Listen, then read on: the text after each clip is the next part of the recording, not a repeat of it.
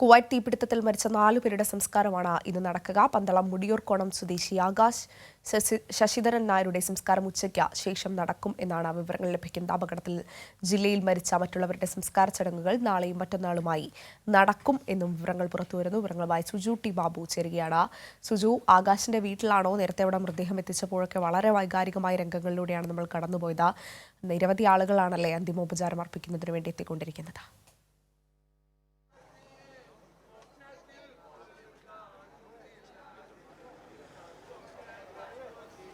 അഞ്ജന, ഞാനിപ്പോൾ ആകാശിൻ്റെ വീട്ടിലാണ്. ഇപ്പോൾ ഡെപ്യൂട്ടി സ്പീക്കർ ചിറ്റയം കുമാറുണ്ട്. സംസ്കാരത്തെപ്പറ്റി കൂടുതൽ പറയാൻ വേണ്ടി 2 മണിക്ക് ആകാശിൻ്റെ വേർപാട് വളരെയേറെ ദുഃഖം നൽകുന്ന ഒന്നാണ്. ഈ കുടുംബത്തിൻ്റെ എല്ലാമായിരുന്നു അയാൾ. വളരെ കുട്ടിക്കാലത്ത് തന്നെ അച്ഛൻ മരണപ്പെട്ടു പോയി. അമ്മയാണ് അയാളെ വളർത്തി വലുതാക്കിയത്. അപ്രതീക്ഷിതമായിട്ടുള്ള ഈ അപകട മരണം ഈ കുടുംബത്തിന് മാത്രം പ്രദേശത്തെ ആകെ ദുഃഖത്തിൽ ആഴ്ത്തിയിരിക്കുകയാണ്. ഇന്നിപ്പോൾ 2 മണിയോടുകൂടി സംസ്കാര ചടങ്ങുകൾ നടക്കും.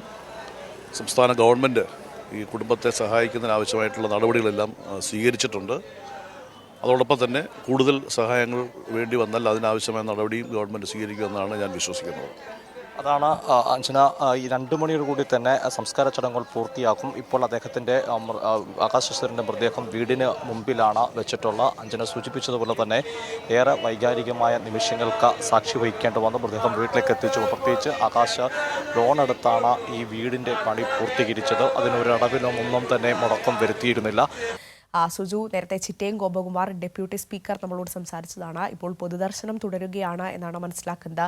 എന്താണ് അവിടുത്തെ ഒരു സാഹചര്യം? എന്താണ് ഇപ്പോൾ? തുടരുകയാണ്. ഡെപ്യൂട്ടി സ്പീക്കർ ചിറ്റയം ഗോപകുമാർ, പ്രതിപക്ഷ മന്ത്രി Sajeev Cherian, Congress KPCC general secretary Pazhakulam മക്കൾ തുടങ്ങിയ രാഷ്ട്രീയ നേതാക്കളും ആകാശ് ശശിധരന് അന്തിമ പ്രതികരണം അർപ്പിക്കാൻ വീട്ടിലെത്തിയിരുന്നു. ഇപ്പോഴും പൊതു ദർശനം തുടരുകയാണ്. 2 മണിക്കൂറി വീട്ടുവളപ്പിലാണ് സംസ്കാര ചടങ്ങുകൾ നടക്കുക. രാവിലെ എത്തിയപ്പോൾ അഞ്ജന സൂചിപ്പിച്ചത് അതിവൈകാരികമായ നിമിഷങ്ങളൊക്കെയായിരുന്നു വീട് സാക്ഷ്യം പിടിച്ചത്. അമ്മ സ്വപ്നാപുരി ഭാര്യയ്ക്ക് ഇത് താങ്ങാനുള്ള ഒരു വേദനകഥയാണ്. അതിന്റെ പക്കത്തിനായിരിക്കുന്ന കുട്ടി തലറങ്ങി വീഴുന്ന ഒരു സാഹചര്യം ഉണ്ടായി. ഇവരെല്ലാം സംബന്ധിച്ചോളം വലിയ പ്രതീക്ഷയായിരുന്നു ആകാശിൽ ഉണ്ടായിരുന്നത്. അഞ്ജന അല്പസമയം മുമ്പ് പറഞ്ഞത് തിരിച്ചെന്നാണ് പോകുന്ന ചോദ്യങ്ങളൊന്നും ഇനിയില്ല.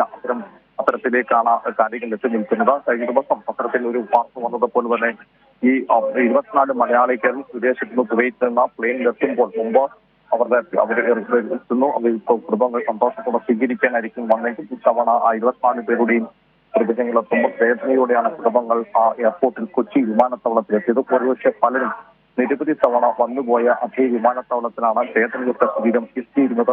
അതേ അവസ്ഥ തന്നെയാണ് ആകാശിന്റെ വീട്ടിലേക്ക് എത്തുമ്പോൾ. നേരത്തെ വീട്ടിലേക്ക് ആകാശം വരുമ്പോൾ വലിയ സന്തോഷത്തോടെ കുടുംബം സ്വീകരിക്കുന്ന സാഹചര്യത്തിലാണ് ഇപ്പോൾ ഇങ്ങനെ വേദനയും ഇവിടേക്ക് എത്തേണ്ട ഒരു ദുഃഖകരമായ സാഹചര്യം ഉണ്ടായത്. പ്രത്യേകിച്ച് ആകാശ് കൂടി സമ്പാദിച്ച വിദേശത്ത് പ്രവാസ ജീവിതത്തിൽ എടുത്ത ഒരു സഹായവും സമ്പാദിക്കുന്നത് ഉൾപ്പെടെയാണ് ഈ വീടിന്റെ പണി പൂർത്തിയാക്കിയത്. ആ വീട്ടിലേക്കാണ് ആകാശിന്റെ ചേരനൊക്കെ ശരീരം എത്തിക്കുന്നത്.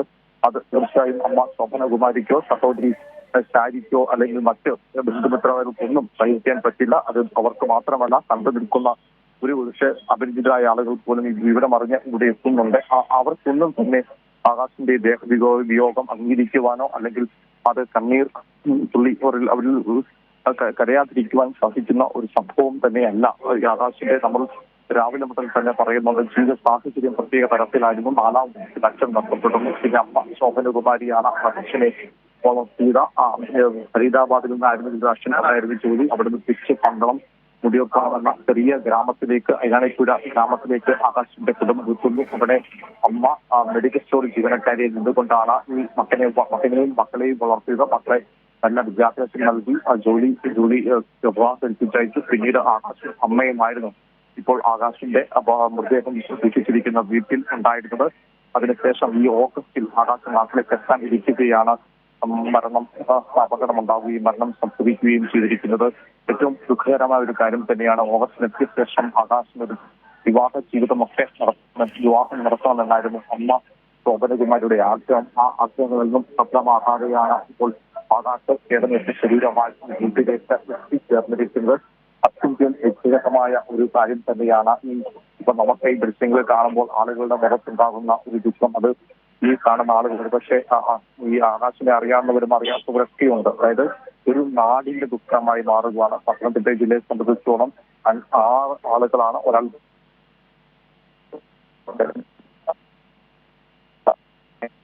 സുജുവാണ് വിവരങ്ങൾ നൽകിക്കൊണ്ടിരിക്കുന്നത്. എന്തായാലും പന്തളം മുടിയോർക്കോണം സ്വദേശി ആകാശ് ശശിധരൻ നായരുടെ മൃതദേഹം ഇപ്പോൾ അദ്ദേഹത്തിന്റെ പന്തളത്തെ വീട്ടിലേക്ക് എത്തിച്ചിരിക്കുകയാണ്. പൊതുദർശനം പുരോഗമിക്കുകയാണ്.